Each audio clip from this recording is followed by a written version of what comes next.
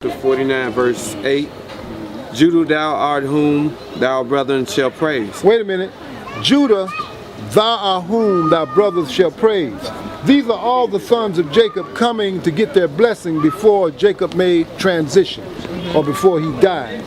Okay? Now, if you look up here at that sign, you see Rachov Yehudim. That says the street of the Jews, or the Jewish quarter. Yep. Jewish Okay? quarter, yep. Now, you see the word inside Yehud? Okay. Now, when I read this in Hebrew, I'm reading what he just read in Hebrew. It says, Lech lecha beni avicha na aryeh Yehuda. Okay, so Yehuda comes from the word Yehud. So in ancient Hebrew, if you translated this properly, this would not be Jewish, but it would be Judean. Judah was the patriarch of the Judeans. Okay.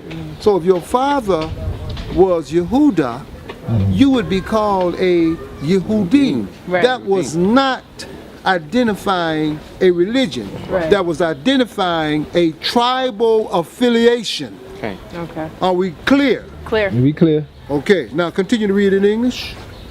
Thy hand shall be in the neck of thine enemies. Wherever Judah was, his hand was going to be in the neck of his enemies. Other words, Judah was going to be that tribe that always was going to confront the enemies of the children of Israel. That's why we here first. Okay. We're the vanguard, or we are the Marines of the prophetic Aliyah that was going to come up to the land of Israel to establish this kingdom of peace. Continue to read. Thy father's children shall bow down before thee. All the other sons is going to bow down to Judah. So I'm saying that we're not saying this in a boastful way, in a condescending way. These are the words of God that must manifest themselves. Read. Judah is a lion's whelp. Okay. From the prey, my son, thou art gone up. He stooped low, he couched as a lion. And as an old lion, who shall rouse him up? Brother, Okay. brother. Come. Okay, who's going to rouse Judah up? Who's going to wake him up? Because remember, when we was on Har Amasa, I told you that Ezekiel looked toward the south and he prophesied against the Negev. That's correct. And who was living in the Negev? Judah. Judah had broke the laws. Right. So Judah was going to pay for transgressing the instructions of God. Continue to read. The scepter shall not depart from Judah, A scepter means authority. nor a lawgiver from between his feet. A lawgiver, again, we're talking about instructions. Judah was going to constantly instruct the other tribesmen what were they supposed to do at various times. Read. Until Shiloh comes. Until Shiloh. Okay, Judah was going to have sovereign power over all of the sons.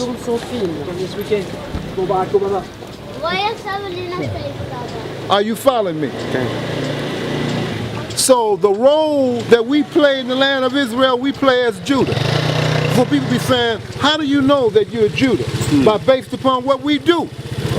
We were the first one here to establish this community, the first one here to say that the kingdom of Yah had come, and the first one here to establish a dietary law, fashion law, or relationship law between husband and wife, and parents and children, and brothers and brothers. Continue to read.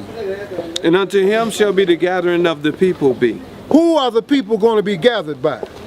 Judah. What does the scripture say? Judah. Continue to read. Binding his foal unto the vine. Okay, now, this is the key that I want you to understand. Who is the true Jew?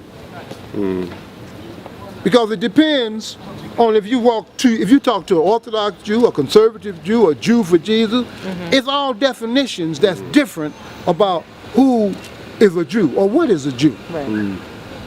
According to the scriptures, Yehuda was going to be him that was going to be praised by his brothers. Now why? Because he was just getting the praise himself? No. Judah was going to establish a standard of life that was going to be based upon the instructions of God. And because of that, that is why he was going to be praised.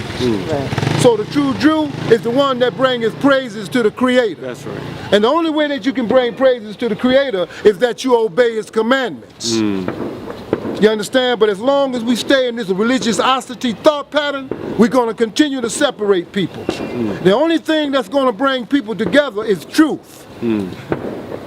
Not your philosophy, my philosophy. And then let me tell you something that's true. We all have lungs. And if you don't breathe in oxygen, are you going to live? Absolutely not. And these are the kind of principles that we are going to have to establish as a people in order to bring peace to this land.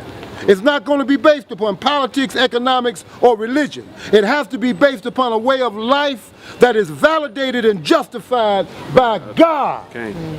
Is that clear? Clear. So now you got the true understanding about Yehudim. You got to be Judeans that bring praises to the Creator. Right. Right. Okay. Let's move on. He preaches and then goes. I don't preach. I teach. Teach. Because see, you'll get me mixed up with one of them religious ministers. I don't do no preaching.